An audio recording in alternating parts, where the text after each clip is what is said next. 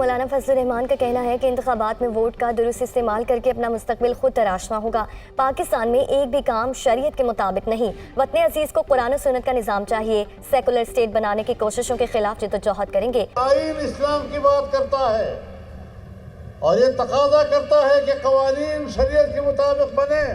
یہاں پر دھاندلی کی گئی 2018 میں، ایک ناجائز اسمبلی وجود میں آ گئی، ناجائز حکمران ملک پر مسلط ہوا، تو پھر آپ نے دیکھا جمعیت علماء نے سڑکیں بھر دی پورے ملک کی، اور اس ناجائز حکمران کو ہم نے تسلیم نہیں کیا۔ اور اگر کوئی دھاندلی کر کے سمجھتا ہے کہ ہم جمعیت کی سیٹیں چھین لیں گے تو پھر ہم بھی زندہ ہیں اور تم بھی زندہ۔ باقاعدہ کوئی اتحاد ہمارا علاقوں میں کسی پارٹی کے ساتھ نہیں ہے، لیکن ضلعوں کو ہم نے یہ اجازت دی ہے کہ اپنی کچھ سیٹیں محفوظ کرنے کے لیے آپ مقامی سطح پر ایڈجسٹمنٹ کر سکتے ہیں۔